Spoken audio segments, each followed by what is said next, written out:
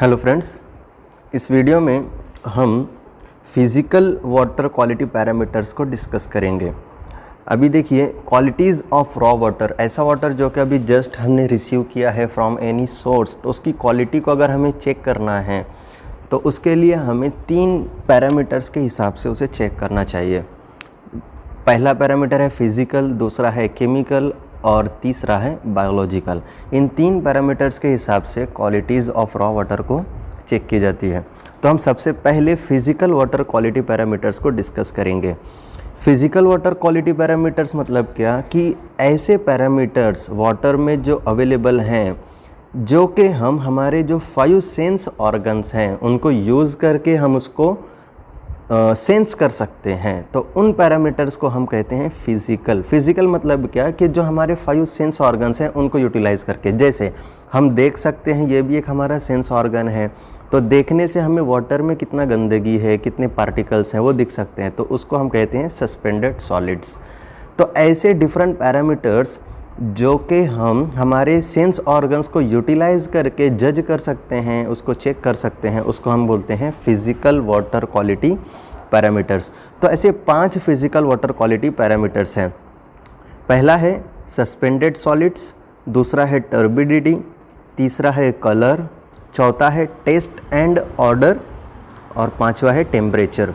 ये 5 चीज़ें ऐसी हैं जो कि हम हमारे 5 सेंस ऑर्गन्स को यूटिलाइज़ करके वाटर में अवेलेबल है या नहीं है, या कितना अवेलेबल है, इसके बारे में हम डिसाइड कर सकते हैं। तो इस वीडियो में हम सस्पेंडेड सॉलिड्स को ले करके फोकस रहेंगे और इस वीडियो में हम सस्पेंडेड सॉलिड्स के बारे में डिटेल में डिस्कस करेंगे। तो सस्पेंडेड सॉलिड्स, सॉलिड का मतलब तो मुझे लगता है शायद आपको पता ही होगा। सस्पेंडेड सॉलिड्स मतलब ऐसे सॉलिड्स जो कि वाटर में प्रेजेंट हैं। अब ये प्रेजेंट किस वजह से हो सकते हैं? ये हो सकते हैं because of inorganic particles. Particles 2 type के होते हैं, एक होता है ऑर्गेनिक और दूसरा होता है इनऑर्गेनिक। तो इनऑर्गेनिक पार्टिकल मतलब क्या? जैसे कि क्ले है, सिल्ट है, सैंड है, ग्लास के छोटे छोटे टुकड़े हो गए, या तो फिर एग के जो शेल्स होते हैं, अंडे का जो ऊपर का जो कवर होता है वाइट वाला, उसके छोटे छोटे टुकड़े हो गए।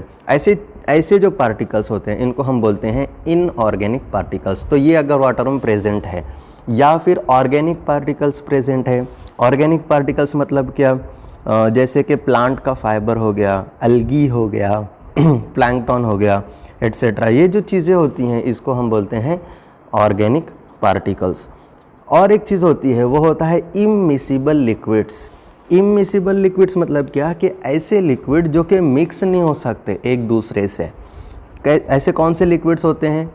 ये होते हैं जैसे कि ऑयल और ग्रीस। आपने देखा होगा कि बहुत सारी जगह पे गैरेज के आसपास में आपने देखना, जहाँ पर गैरेज होती है, रिपेयरिंग वगैरह का काम चलता है बाइक का, तो वहाँ पर ऑयल बहुत सारी मरतबा नीचे पड़ा होता है और बारिश आ जाती है। तो बारिश के आने की वजह से वो ऑयल ऐसे वाटर के ऊपर ऐसे तैरता हुआ दिखता है। तो वो क्यों होता है? Because oil is immiscible liquid, वो मिक्स नहीं होता।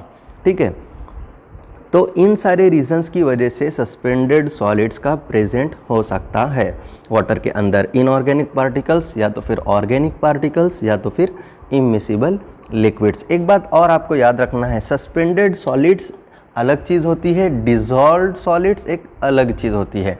सस्पेंडेड मतलब क्या? जो कि हम अपनी आँखों से देख लेंगे, उन पार्टिकल्स को हम कहेंगे सस्पेंडेड सॉलिड्स। कुछ सॉलिड्स लेकिन ऐसे भी होते हैं जो हमें आँखों से नज़र नहीं होते, जो वाटर में इनबिल्ट होते हैं, उसमें डायरेक्टली अटैच्ड होते हैं, वाटर के अंदर मिक्स हो चुके हुए रहते हैं डायरेक्टली, जो कि हमें दिखते नहीं हैं, डिज़ोल्व्ड फॉर्म में रहते हैं वो। तो उन सॉलिड्स को हम कहते हैं डिज़ोल्व्ड सॉलिड्स। तो अगर आपसे क्वेश्चन में पूछा जाए कि डिज़ोल्व्ड सॉलिड्स ये फिज़िकल वाटर क्वालिटी पैरामीटर है या केमिकल वाटर क्वालिटी पैरामीटर है, तो डिज़ोल्व सॉलिड्स ये हमें आंखों से नज़र आने वाले हैं क्या? नहीं। तो इसीलिए डिज़ोल्व सॉलिड ये फिज़िकल वाटर क्वालिटी पैरामीटर नहीं है, ये केमिकल वाटर क्वालिटी पैरामीटर है। और सस्पेंडेड सॉलिड्स ये फिज़िकल वाटर क्वालिटी पैरामीटर है, ये बात आपको याद रखना है। अच्छा, एक चीज़ और, सस्पेंडेड सॉलिड अगर वाटर में प्रेजेंट हैं तो उसकी वजह से क्या हो सकता है, उसका इम्पैक्ट क्या होगा, उसका असर क्या होने वाला है। तो सबसे पहला इफेक्ट तो ये है कि हम वाटर अगर पीने के लिए लिया, ड्रिंकिंग पर्पज़ के लिए, और उसमें हमें कुछ पार्टिकल्स नज़र आ रहे हैं, पार्टिकल्स कोई भी रहने दो, ऑर्गेनिक हो, इनऑर्गेनिक हो, कैसा भी हो, कुछ पार्टिकल्स अगर हमें नज़र आ रहे हैं तो वो पीने के लिए हमें क्या होता है, अच्छा नहीं लगता, प्लीजेंट फीलिंग नहीं आती हमें, हम उसको देख के खुश नहीं होते पीने के लिए, ठीक है ना। तो एक साइकोलॉजिकल इफ़ेक्ट है, सबसे पहला इफ़ेक्ट जो है इम्पैक्ट सस्पेंडेड सॉलिड का, वो ये है कि साइकोलॉजिकल इफ़ेक्ट होता है। दूसरा ये है कि कुछ सस्पेंडेड सॉलिड्स क्या होते हैं, बायोलॉजिकल होते हैं नेचर में, कुछ रिएक्शंस होती है उनकी वजह से, जिसकी वजह से कुछ फॉर्मेशन ऑफ डिजीज़ भी हो सकती है, तो ये भी एक इफ़ेक्ट है। और एक तीसरा ये है कि जो सस्पेंडेड सॉलिड्स होते हैं वो क्या करते हैं कि अगर हमने मान लीजिए ट्रीटमेंट के लिए कुछ केमिकल्स ऐड किया या तो फिर कोई रिएजेंट्स ऐड किया, तो हम क्या करेंगे, सस्पेंडेड सॉलिड्स उसमें कोई अवेलेबल नहीं है, ऐसा ध्यान में रख के हम केमिकल जो ऐड करेंगे उसका कैलकुलेशन करते हैं। लेकिन अगर उसमें सस्पेंडेड सॉलिड्स अवेलेबल हैं तो ये सस्पेंडेड सॉलिड्स भी क्या करेंगे, उन केमिकल्स को अट्रैक्ट करेंगे, जिसकी वजह से जो डोज हमने वाटर को दिया था उतना डोज वाटर को ना मिलेगा, उससे कम मिलेगा, जिसकी वजह से वाटर का एक्चुअल में ट्रीटमेंट नहीं होगा। समझ रहे हो ना। मैं तुम्हें एग्जांपल देके बताता हूँ। जैसे मान लीजिए एक क्लासरूम में 50 स्टूडेंट हैं, ठीक है, और हम 50 स्टूडेंट का खाना लेकर के आए, लेकिन कुछ ऐसे स्टूडेंट जिनका हमने कैलकुलेशन नहीं किया था वो भी वहाँ पर हैं, 60 हो गए, तो 50 लोगों का खाना जो हम लेकर जाएंगे उन सभी को मिल पाएगा क्या? नहीं, क्योंकि 60 लोग इक्वली इसको डिस्ट्रीब्यूट कर लेंगे और 50 लोगों का जो पेट भरना चाहिए था वो अब नहीं भर पाएगा, हर एक को थोड़ा थोड़ा कम खाना मिलेगा। तो सेम चीज़ यहाँ पर भी रहने होने वाली है कि हम जो कुछ भी केमिकल्स ऐड करेंगे हम वाटर की अवेलेबिलिटी के हिसाब से हम उसको देंगे, लेकिन सस्पेंडेड सॉलिड्स होने की वजह से वो सस्पेंडेड सॉलिड्स भी उसको अट्रैक्ट कर लेंगे केमिकल्स को, जिसकी वजह से वाटर का एक्चुअल में जो ट्रीटमेंट होना चाहिए वो ट्रीटमेंट नहीं हो पाएगा। तो ये 3 इफ़ेक्ट हुए खास, और भी कुछ इफ़ेक्ट्स हैं लेकिन जो खास इफ़ेक्ट है वो हमने डिस्कस किया है।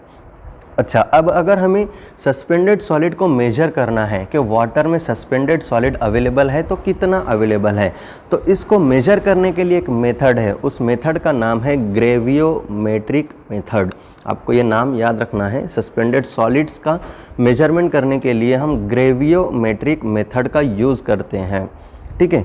ग्रेवियोमेट्रिक मतलब क्या कि it is a method in which weight of unknown parameter is calculated to determine its quantity. अगर कोई अननोन पैरामीटर है और उसको हमें क्या करना है, कैलकुलेट करना है, उसकी क्वांटिटी को कैलकुलेट करना है, तो उसके लिए हम ग्रेवियोमेट्रिक मेथड को यूज़ करते हैं। अगर हमें टोटल सॉलिड कैलकुलेट करना है, वाटर में कितना अवेलेबल है टोटल सॉलिड, तो बहुत ही सिंपल मेथड है। उसके लिए आपको जस्ट क्या करना है, वाटर को लेना है, वाटर सैंपल को कलेक्ट करना है और उसको हीट करना है। कितने टेम्परेचर पे हीट करोगे आप? 104 डिग्री सेंटीग्रेड।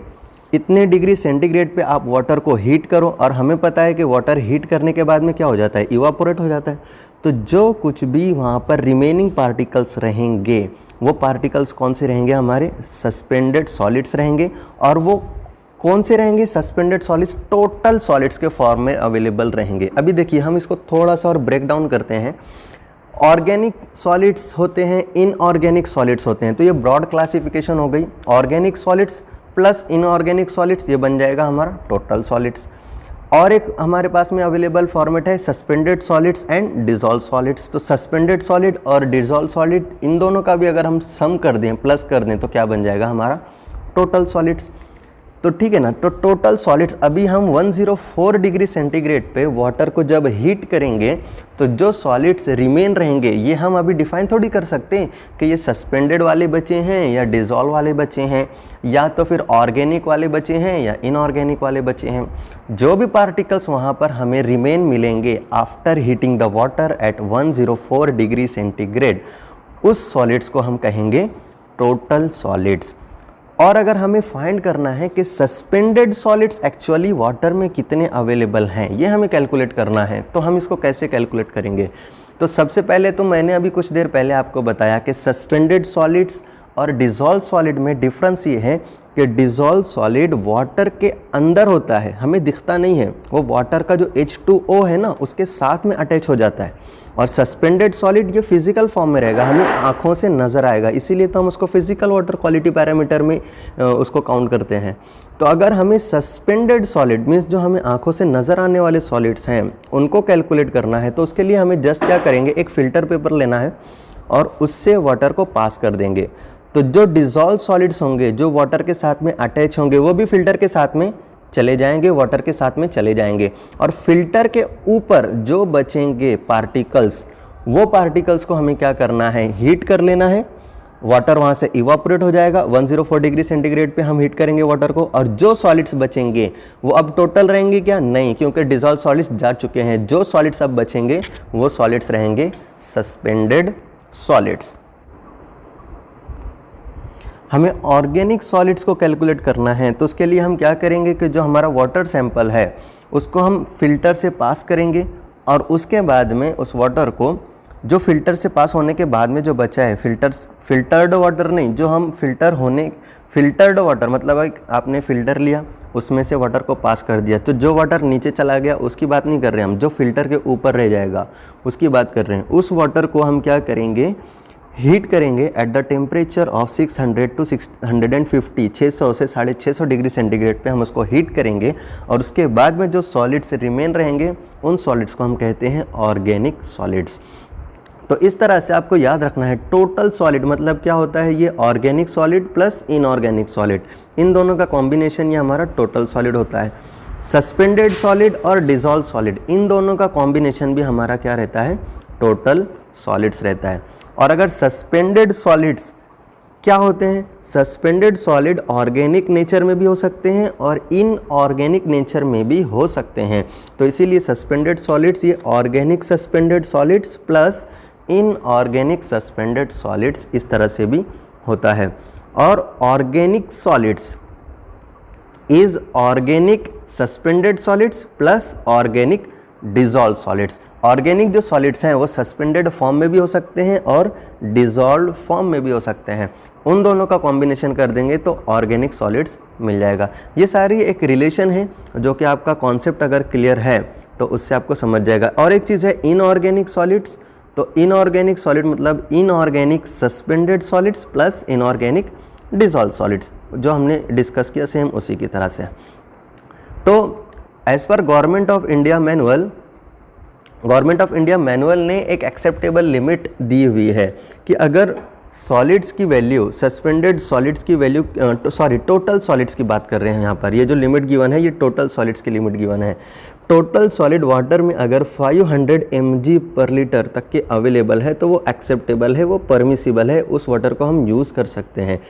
500 mg पर लीटर, 1 लीटर में 500 मिलीग्राम ऑफ टोटल सॉलिड्स अगर अवेलेबल है तो हम उसको यूज़ कर सकते हैं। बट अगर टोटल सॉलिड्स की वैल्यू 2000 mg पर लीटर इससे ज़्यादा हो जाती है या यहाँ तक रीच कर जाती है तो हमें उसको क्या करना है, यूज़ नहीं करना है।